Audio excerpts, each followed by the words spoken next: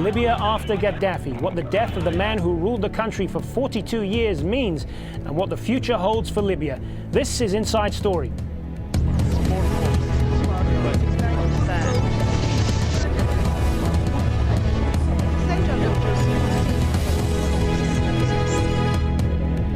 Hello and welcome to the program. I'm Hazem Seeker. Well, after more than 8 months of bitter fighting, Libyan deposed leader Muammar Gaddafi has been killed in Sirte. The National Transitional Council has said that Gaddafi was targeted Thursday while trying to flee the city of Sirte through an underground tunnel.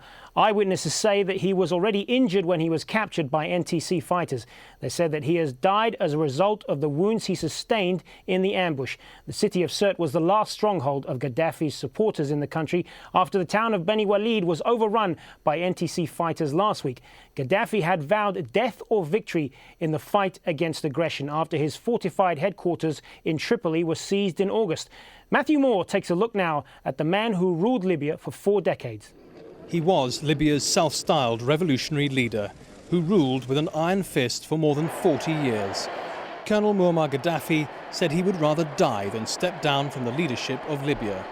But his grip on power also resulted in the death of many others. He leaves behind a country deeply scarred by his rule. Gaddafi was delusional, unpredictable, disloyal, vindictive, and bent on entering history in the most significant way, even if that comes at the expense of people around him. In September 1969, a 27-year-old Muammar Gaddafi led a group of army officers in a coup against King Idris. They proclaimed a new Libyan Arab Republic. Gaddafi modelled himself on Egyptian leader Gamal Abdel Nasser. The young colonel wanted to be a leader of the Arab world. At home, Gaddafi declared a cultural revolution. People's committees were formed. They were used to take over businesses and silence dissidents. Many disappeared. Gaddafi published the Green Book, which established the rule of the masses. In reality, the colonel exercised nearly total control of government. He even ordered the adoption of a new calendar, based on the death of the Prophet Muhammad. Meanwhile, Gaddafi antagonized the West, particularly the United States, which labeled Libya a state sponsor of terrorism.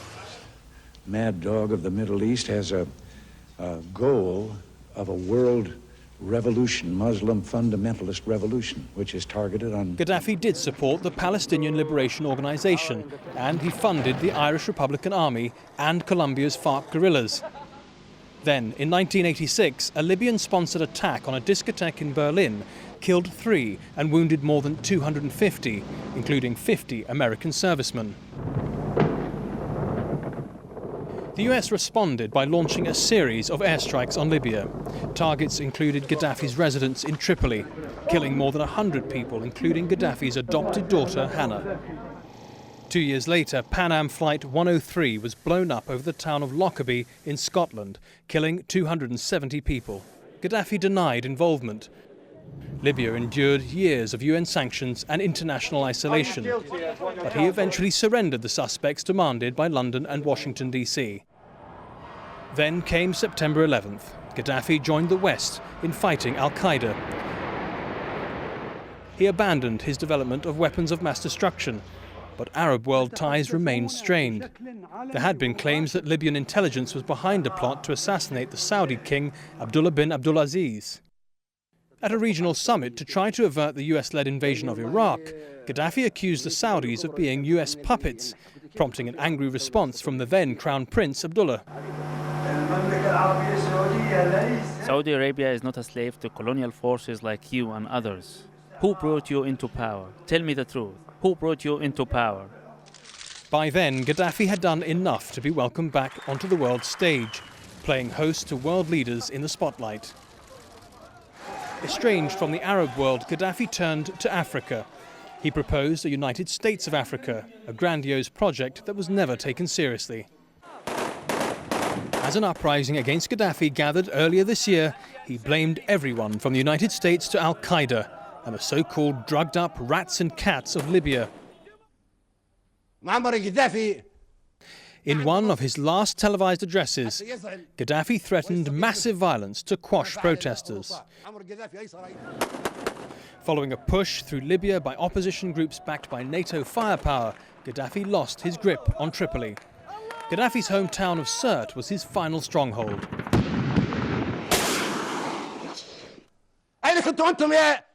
Africa and the Arab world's longest ruling leader has left Libya in tatters.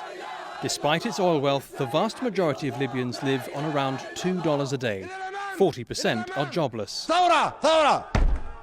Many will remember Gaddafi as the leader who set Libya back many years. Matthew Moore, Al Jazeera. Well, the anti-Gaddafi uprising began in February following the revolutions which deposed leaders in Tunisia and Egypt. The arrest of a human rights activist in Benghazi sparked protests which soon spread to other cities. And within weeks, the rebel National Transitional Council was in control of Benghazi, from where they launched the fight for Libya. That same month, NATO launched airstrikes on Gaddafi forces and installations in Libya. And it took until August for the capital, Tripoli, to fall to anti-Gaddafi fighters. Then this month, within a few days, they captured Beni Walid and now Sirte, effectively ending 9 months of fighting.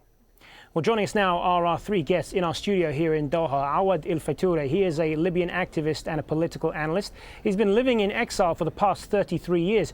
In Washington, David Mack is a former Deputy Assistant Secretary of State for Near Eastern Affairs. And in London, we have Abdul Bari Atwan, the editor-in-chief of Al Quds Al Arabi daily newspaper. Gentlemen, good to have you all with us. Awad El Fatoure, I want to start with you. Your reaction as a Libyan to the news that the man who ruled your country for 42 years is now dead? Well, to start with, I must admit that I'm very happy for this end. And it is a natural end for any dictator like Gaddafi. This is what the Libyan people start their revolution to look forward for this end. And this is what happened. And I congratulate every Libyan and every body looking forward for a better life in Libya. Abdul Bari Atwan in London, he said that he would fight to the death, and that's exactly, it appears, what's happened. Yes, I believe the man now fulfilled what he promised his supporter. He said he will stay in Libya, he will fight until the end, until he dropped as a martyr. I believe the Libyan people would like to see a different ending to him and to his life, to his regime. Definitely they don't like him to die as a martyr. This could ignite more problems. Simply his supporter will look at him as a martyr. They would like to see him, I mean the Libyan people, as a man who is tried and behind the bars and in front of a transparent and a fair trial, the way Saddam Hussein was charged and tried. So it is a bloody ending to a regime, to a bloody regime ruled Libya for 42 years. David Mack, I mean, we've seen the pictures there of Libyans celebrating this news, but are there not people, particularly the people in the NTC, who might not have preferred to have captured Gaddafi alive and to hold him to account? Well, I'm sure that's the case. On the other hand, as Abdul Bari has pointed out, Gaddafi did carry out his promise to fight to the end. I'm sure that's the way he preferred to go. There were obviously other people around him, including members of his own family, who probably would have preferred some kind of negotiated solution as long as it didn't lead to their trial. So in effect, the two sides got into a position where they really had no way of compromising. Libya is much better off being rid of this dictator, and the National Transitional Council, against really very high odds, has performed extremely well. If the Iraqi opposition to Saddam Hussein had performed as well, we would have been a lot better off in that country. And David, I know that you actually met Muammar Gaddafi personally at one point. I'm interested to know, what were your impressions of him? Well, I met him at a couple of points. First of all, I was there when he came to power in September 1969. We were both in our late 20s. Like a lot of young men in our late 20s, we were both very ambitious. We were idealistic. We had a lot of testosterone surging around in our bodies, and we had a lot of crazy ideas. The difference between me and Muammar Gaddafi is I very soon learned the limitations of what I could accomplish. I became more practical, more pragmatic with time. Gaddafi was able to start putting some of his crazy ideas into practice immediately after taking power. And he got used to the idea that nobody would ever say no to him. And so his ideas became very rigid. He stopped being flexible. He stopped being open to new ways of looking at the world. And the world passed him by. Libya was left farther and farther behind. Gaddafi became irrelevant to the Arab world, increasingly irrelevant to Africa. And at the end, when I met him in New York a few years ago when he was at the General Assembly, he was a tired, cranky old man who couldn't really understand the 21st century. And he was out of touch with his own people and out of touch with the rest of the world. Awadil Faturi, we talked there earlier about the fact that because he is now dead, that he can't be held to account, that we're not going to be, no one's going to be able to put him in a courtroom. Do you think perhaps in some ways that might be better, in that his supporters now basically have nothing left to hold on to? First of all, let me correct one thing for these two gentlemen. Gaddafi didn't die as a fighter. He's been captured like a rat in a hole, like Saddam Hussein. So he did not fulfill his promise. He was captured, as I told you, in a hole underneath the ground. This is got to be cleared first. About your question, in a way, yes, I think they prefer that he has not been captured and held accountable, because that will lead to more accusation, probably more courts and more people to be held to be accountable. So I think they have prepared this end for Gaddafi. So he goes away with all his secrets. David Mack, in this 24-hour news cycle that we're in, a lot of people will be asking, why did it take this long? But you could just as easily ask that it really didn't take that long, especially when you consider that Libya is such a vast area of land with a very small population. Oh, goodness sakes. Libya is 4 times the size of Iraq. Libya is a huge country. Secondly, it took us 8 months to get Saddam Hussein, and we had over 100,000 of the most powerful military in the world and a huge intelligence capability concentrated on trying to find him. So frankly, I think it came to an end rather sooner than I feared it would come to an end.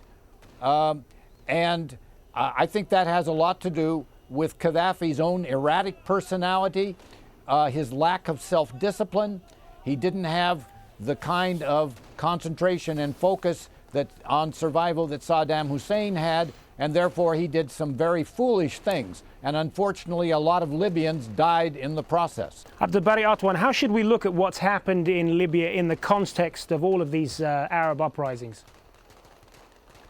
Actually, this is a third tyrant who is deposed from power.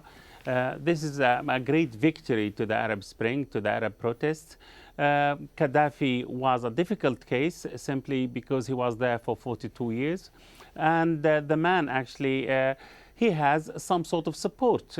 We know that it took months for Sirte and for Ben al-Walid to fall, the same thing in Tripoli. So there is some bitterness among many people why he lasted all these months, why he didn't actually run away like Zain al-Abidin bin Ali, why he didn't actually surrender power in less than 3 weeks like Hosni Mubarak of Egypt. But anyway, I think what we should look look at is the Libya, the future of Libya. What will happen now? Okay, Gaddafi maybe was the easiest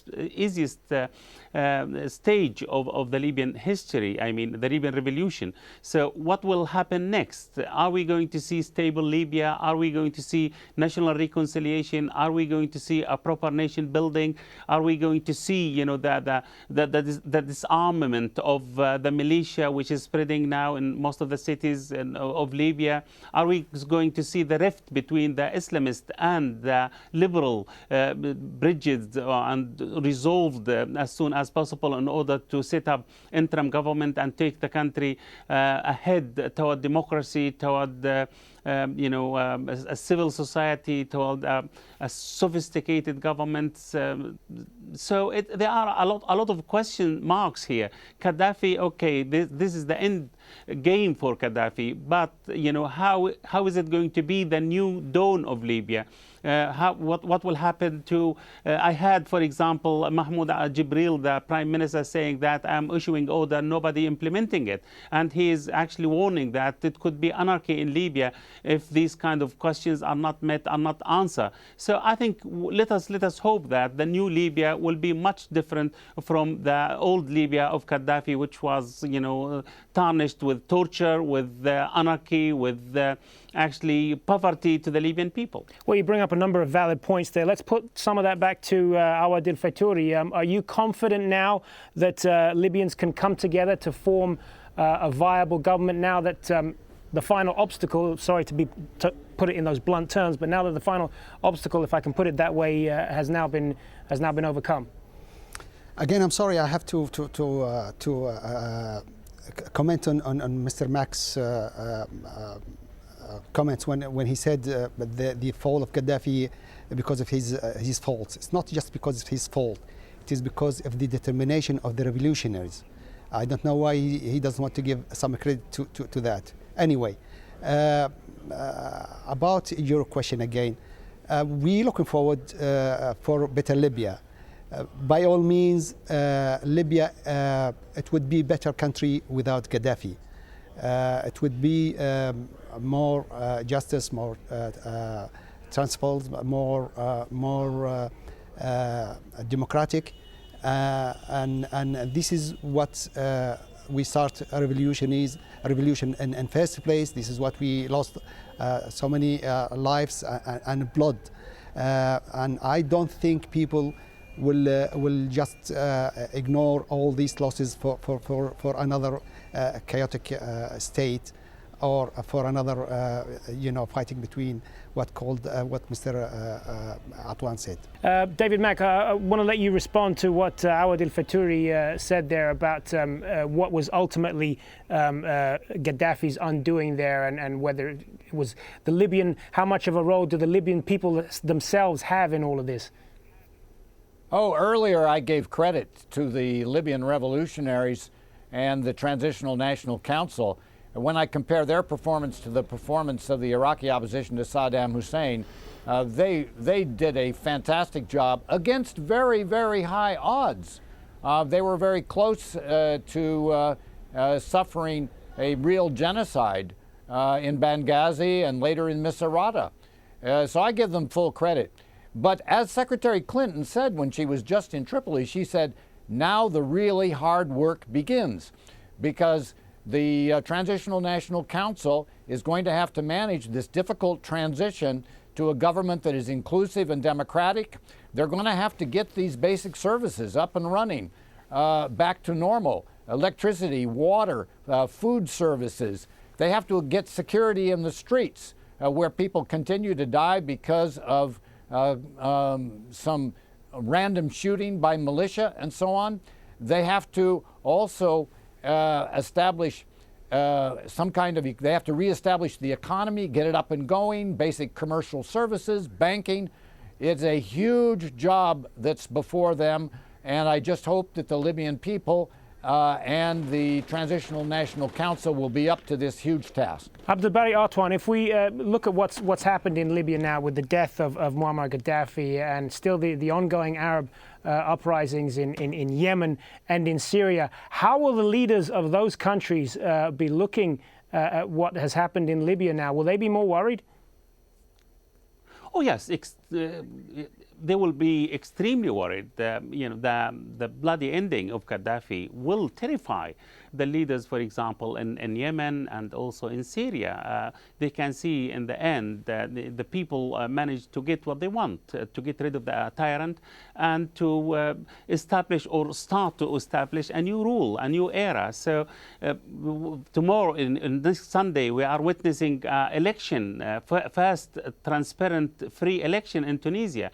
And also a month later, we'll have the same election in Egypt. So it seems the Arab Spring is actually bearing fruits here in two countries. And now Libya could be the same if things go the way it should go. If we have a good governance, if we have a good nation building, if we have actually independent judicial system, if we have a national reconciliation. So yeah, this will encourage. I mean, what happened in Libya, the success of the revolution in Libya will encourage people in other parts of the Arab world who are suffering from tyrants, from suppression, to continue their revolution, to continue their uprising, and hoping that they will get rid of the rulers, dictators who are ruling them for years without any legitimacy. So yes, I think it is a good chapter of the Arab revolution, and hopefully the Libyan actually will set a good example for other people by ironing out all their differences, by imposing law and order, by reigniting the economy in the right direction, rewarding the Libyan people for the suffering for the last 42 years. So great hopes, based on the Libyan experience now, and it could actually be a role model for other Arab nations who are suffering from the same dictators. Howard Fatturi, as a Libyan who's lived in exile now for 33 years, how would you like to see Libya when you go back? And do you hope that this will give inspiration, if I can put it that way, to the people in other Arab countries involved in those ongoing uprisings? Of course, I hope for better Libya, more transparent country, more justified country, more democratic, more developed country, and I'm sure Libya will be inspiration for other Arab countries, and this is what we suffered for, and this is what people lost their lives and freedoms during Gaddafi's era for. It's just for a better Libya. David Mack in Washington, if I could turn back to you on this, how will officials in the United States be ultimately viewing this? Well, we've been very supportive of the Transitional National Council and of the Libyan people. We sparked the international coalition against the Gaddafi regime. We played an absolutely critical role in the efforts of the NATO alliance and their Arab partners, Qatar and the United Arab Emirates and Jordan, in trying to apply force to protect the Libyan people.